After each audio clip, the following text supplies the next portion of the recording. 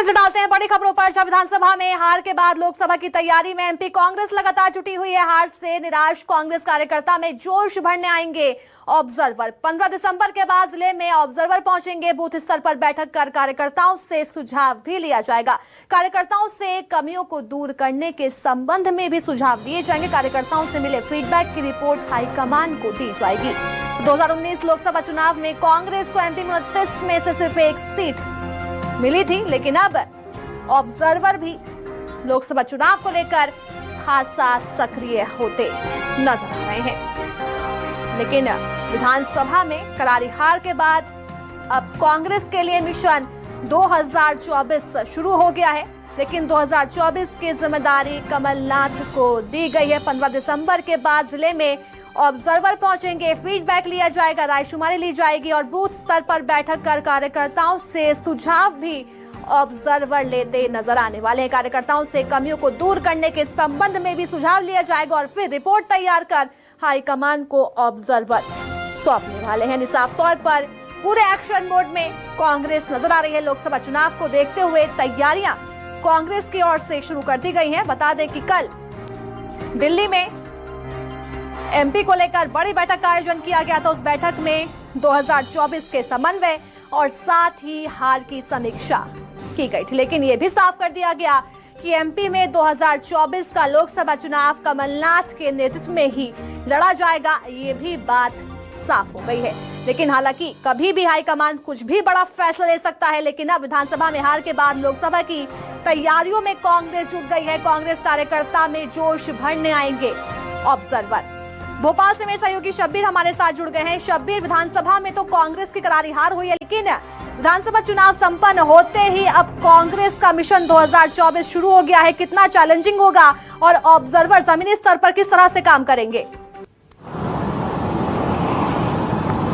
देखिए अलीशा, बात की जाए तो काफी चुनौतीपूर्ण रहने वाला है कांग्रेस के लिए 2024 का लोकसभा चुनाव, क्योंकि कांग्रेस को सबसे ज्यादा जो उम्मीदें थी वो विधानसभा चुनाव से थी, लेकिन वहीं पर ही बुरी हार हो गई। तो इसका अंदाजा लगाया जा सकता है कि कांग्रेस लोकसभा में उसको कितनी चुनौतियों का सामना करना पड़ेगा, क्योंकि ब्रांड नरेंद्र मोदी उसके सामने रहेंगे, जो प्रधानमंत्री पद के दावेदार रहेंगे बीजेपी से, और तीसरा कार्यकाल है। लेकिन उनकी लोकप्रियता कम होने की जगह लगातार उनका लोकप्रियता का ग्राफ बढ़ता जा रहा है। और उन्हीं सबके बीच अब मध्य प्रदेश कांग्रेस की तरफ से जो आलाकमान की तरफ से 29 लोकसभा प्रभारी बनाए गए थे, पर्यवेक्षक बनाए गए थे, वो अलग अलग इलाकों में जाएंगे, कार्यकर्ताओं के साथ बैठक करेंगे अलीशा, और बैठक करके पूरी रिपोर्ट तैयार करेंगे कि आखिर संगठन कमजोर है या किसी तरीके की कोई भी कमियां हैं, तो उसकी रिपोर्ट तैयार की जाएगी। फिर उसके बाद वो दिल्ली आलाकमान को दी जाएगी और उसके साथ साथ प्रत्याशियों पर भी मंथन किया जाएगा कि किसको उतारें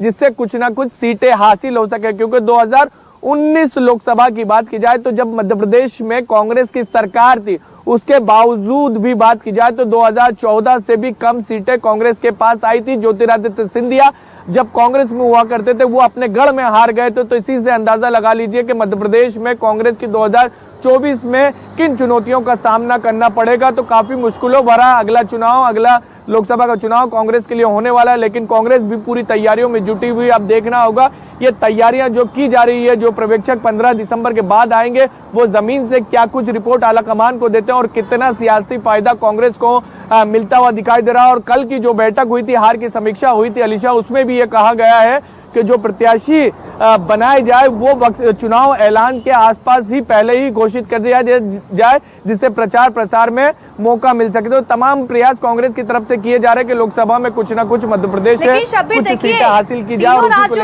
कार्यकर्ताओं में जाहिर सी बात है हताशा होकर निराश भी कार्यकर्ता होंगे, लेकिन उन्हें ही बूस्टअप करने के लिए ऑब्जर्वर जो है हर राज्य में पहुंचेंगे। लेकिन किस तरह से कार्यकर्ताओं को बूस्टअप करने की कोशिश की जाएगी, किस तरह का उन्हें ट्रेनिंग दी जाएगी, दोबारा से उसी वो जोश के साथ पार्टी के बीच पहुंचे, जनता के बीच पहुंचे, जिससे कि कांग्रेस को बड़ा फायदा हो।